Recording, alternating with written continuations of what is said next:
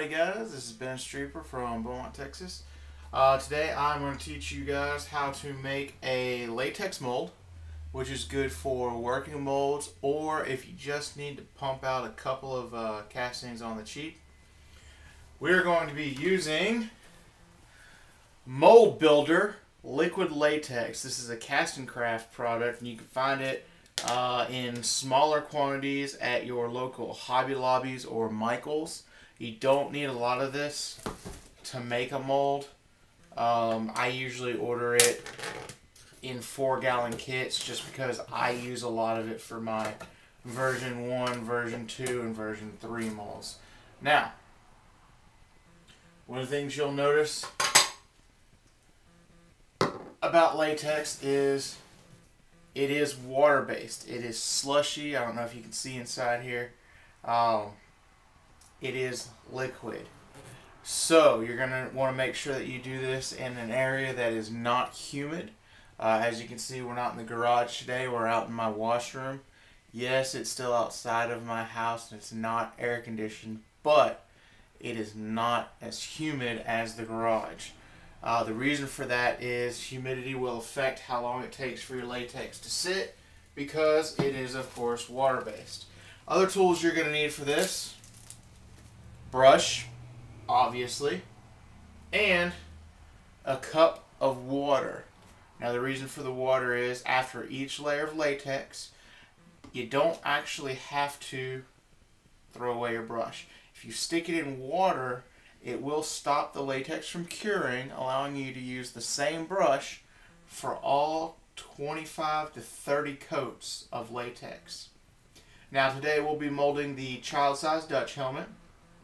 It takes about 5 days to do a latex mold, so I'm going to just show you how to apply the first layer.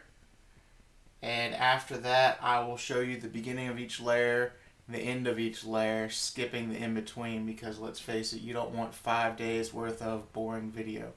But I will show you all the interesting parts, as in how to apply and when to apply and where to apply cheesecloth.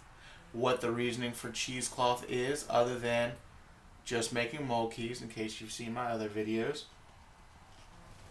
In addition to that, I'm going to show you a couple ways to make your latex thicker when you get up to thicker coats, and just a couple of general life-saving tools, such as the fact that my helmet is up on, this is a 2-quart bucket. The reason for that is it allows me to use the bucket to rotate the helmet around, and it gives me that nice lip area where I can actually take the latex, apply it to the bucket, and have an open area at the bottom. Most of that will be trimmed off at the end, but make sure that it makes sure that I get every single area of the bottom of this helmet. The other important tool for this job is going to be a Sharpie marker. Every time you put a layer of latex on one of these helmets, you're going to want to make a hash mark down on the corner of your base. That way you know what layer you're on, because when you're doing more than 4 layers on something, you usually lose track, especially over a 5-day period of time. Now I'm going to go ahead and apply this first layer. Before you apply every layer of latex, go ahead and take that brush, dip it in some water. What that's going to do is it's going to make the latex harder to stick to the brush itself. Notice I'm not wearing gloves. You don't need to. Latex is completely non-toxic. The only hazardous material in latex is ammonia, so you do want to keep it out of your eyes, and prolonged exposure to ammonia in a non-ventilated area can also cause eye damage. So make sure, again, like I said, I am outside, so I am in a well-ventilated area in the washroom. So go ahead and just dip that in. You don't need too much. Notice I just got the tip of my brush. Find a starting point. As you can see, it's easy to see where I put the latex because it's a nice white color. I have obviously painted this helmet with primer. The other thing I did before applying this latex I actually sealed it with an acrylic based sealer. Now, it doesn't really matter too much about sealing it with latex because latex will not bond to most materials. It will bond to fabric, but that's about it. Now you can see I am doing very light coat because this is, again, our detail coat, just like we were using the rebound.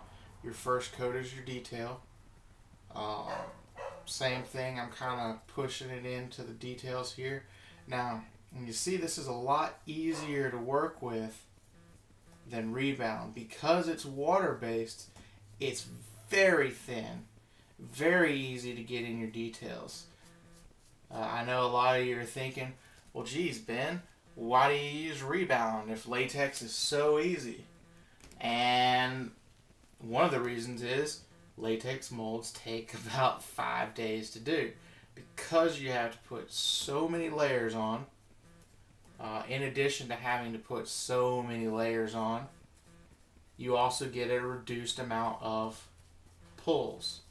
Latex molds are really only good for about 25 pulls. And that's, of course, that number varies depending on how big your item is,